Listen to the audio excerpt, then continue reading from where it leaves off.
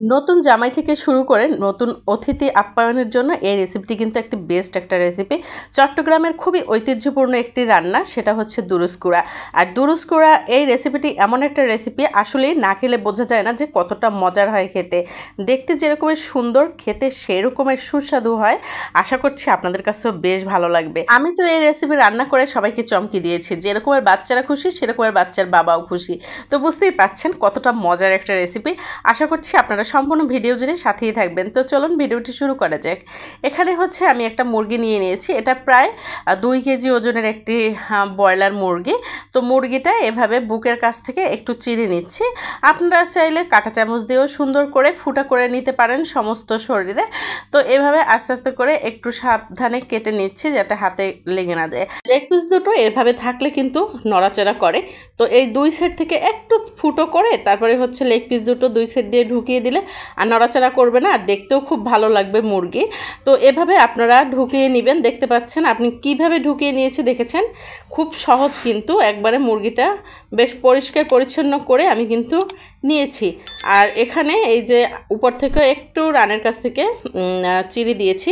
বড় একটা ডিশ নিয়ে নিয়েছি স্টিলের, তার মধ্যে মুরগিটা দিয়ে দিলাম। 1 চামচ পেঁয়াজ বাটা দিয়েছি, 1 চামচ রসুন বাটা, আর হচ্ছে কাঁচামরিচ বাটা 1 চামচ, আদা বাটা 1 চামচ, জিরা বাটা দিয়ে দিচ্ছি। তারপরে হচ্ছে ধনিয়া বাটা দিয়ে দিলাম 1 চামচ, আর হচ্ছে গরম মশলা সেটা বেটে নিয়েছি। গরম মশলা বলতে এর মধ্যে দারচিনি, এলাচ, তারপরে হচ্ছে লবঙ্গ, জয়ত্রী, জয়ফল এটা, আর বাদাম বাটা দিয়ে দিয়েছি 2 চামচ পরিমাণে, নারিকেল বাটা দিয়েছি 1 চামচ, আর টক দই দিয়ে দিয়েছি 1/2 কাপ, দিয়ে দিয়েছি মরিচের গুঁড়া, হলুদের গুঁড়া, পরিমাণ মতো লবণ। তো এই সব উপকরণগুলো দিয়ে হাতের সাহায্যে এখন সুন্দর করে এমনভাবে মিশাতে হবে যাতে মুরগির মধ্যে, মাংসের মধ্যে সম্পূর্ণ ঢুকে যায়। আর এই রেসিপিটি তৈরি করার সময় অবশ্যই আপনারা চেষ্টা করবেন বাটা মশলা দিতে। বাটা মশলা ছাড়া কিন্তু দুরুস্কুড়া মানে ভালো হয় না।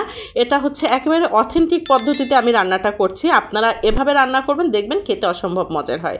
তো ম্যারিনেট করে 20 থেকে 25 মিনিটের মতো রেখে দিয়েছিলাম। আর এখন দিয়ে দিয়েছি হচ্ছে এই যে একটা পাতিলের মধ্যে দিয়ে, ওই যে পাত্রের মধ্যে রেখেছিলাম সেখানে 2 মগ পানি দিয়ে দিয়েছি, আর 1/2 লিটার দুধ দিয়ে ঢাকনা দিয়ে ঢেকে রাখলাম 5 মিনিটের মতো মিডিয়াম আঁচে রেখে। আবার একটু নেড়ে চেড়ে দিচ্ছি, দিয়ে আবার এই যে ঢাকনা দিয়ে ঢেকে রেখেছিলাম 5 মিনিটের মতো। আপনারা এভাবে 5 মিনিট 2 মিনিট পর পরে একটু উঠিয়ে নেড়ে চেড়ে দিবেন, তা নাহলে কিন্তু নিচে মশলাগুলো লেগে না যায়।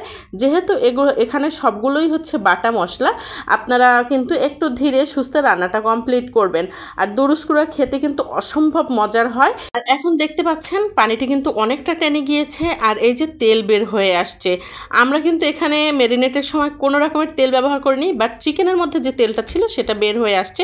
তখন বুঝতে হবে যে চিকেনটা এখন তুলে ফেলার সময় হয়ে গেছে। তো এই যে দেখতে পাচ্ছেন আমি কিন্তু চিকেনটা আলাদা তুলেছি, আর ওই যে গ্রেভিটুকু ছিল সেটা আলাদা তুলেছি। আর গ্রেভির উপরে কিন্তু একেবারে তেল ভেসে উঠেছে। তো রেখে দিয়ে এখন নেক্সট প্রসেসিংয়ে চলে যাচ্ছি। এখানে দিয়ে দিয়েছি তেল, তার মধ্যে ওই যে মুরগিটা রেখেছিলাম সেটা এখন উল্টে পাল্টে সুন্দর করে ভেজে নেব। এই রান্নাটা কিন্তু একেবারে অথেন্টিক এবং শত বছরের পুরাতন একটা রান্না। আপনারা এভাবে বাসায় ট্রাই করবেন, দেখবেন খেতে অসম্ভব মজার। বাচ্চারা খুব পছন্দ করে, পোলাও, নান, রুটি বলেন সব কিছুর সাথে খুব ভালো লাগে খেতে। তো মুরগিটা আমার ভাজা হয়ে গেছে, দেখতে পাচ্ছেন লাল লাল করে ভেজে নিয়েছি। এখন হচ্ছে রান্নাটা আবার শুরু করছি। এটা কিন্তু পার্ট বাই পার্ট করতে হবে, একবারে রান্নাটা করা যাবে না, তাহলে কিন্তু আপনার সেই অথেন্টিক যে একটা স্বাদ সেটা পাবেন না। তো এখানে 1 কাপ পরিমাণে পেঁয়াজ দিয়ে ব্রেস্তা করে আমি কিছুটা অংশ তুলে রেখেছি। আর গরম মশলা দিয়ে দিয়েছি হচ্ছে ঘি। গরম মশলা এখানে এলাচ, দারুচিনি, তেজপাতা আর হচ্ছে গোটা জিরা, গোটা শাহি জিরা সেটা দিয়ে দিয়েছি। দিয়ে নেড়েচেড়ে যখন সুন্দর একটা ফ্লেভার অ্যাড হয়েছে, তখন এর মধ্যে ওই যে তুলে রাখা গ্রেভি ছিল সেই গ্রেভিটা দিয়ে দিয়েছি। আর দিয়ে দিচ্ছি হচ্ছে 1 চামচের মতো চিনি। দিয়ে মশলাটা যখন কষিয়ে একবার টকবক করে ফুটছে, দেখতে পাচ্ছেন তেল ভেসে উঠেছে, তখন হচ্ছে এর মধ্যে এই মুরগিটা দিয়ে দিলাম। আমরা যখন দমে রেখেছিলাম তখন কিন্তু আমার এই মুরগি একবারে 95% কুক হয়ে গেছিলো। তো এখন তুলে নেওয়ার আগে কিন্তু এখানে দুধ দিয়ে দিচ্ছি। এখানে আপনারা লিকুইড দুধটাও ব্যবহার করতে পারেন। আমি 3 চামচ পরিমাণে দুধ দিয়ে এই যে নেড়েচে উল্টে পাল্টে নিচ্ছি। আর এই মুরগিটা এখানে দেওয়ার পরে প্রায় 20 থেকে 25 মিনিটের মতো এভাবে আস্তে ধীরে অল্প আছে, মিডিয়াম আঁচের থেকেও কম আঁচ দিয়ে ঢাকনা দিয়ে দিয়ে কিন্তু অনেকটা সময় ধরে রান্না করে নিয়েছি। আর এই ঝোল দেখলেই বুঝতে পারবেন, যখন দেখবেন একবারে তেল ছেড়ে দিয়েছে তখন বুঝতে পারবেন রান্না কমপ্লিট হয়ে গেছে। উঠানোর আগে এই যে 2 চামচ পরিমাণে আমি ঘি দিয়ে দিয়ে একটু ঢাকনা দিয়ে ঢেকে রেখেছিলাম, সুন্দর একটা ফ্লেভার হয়েছে।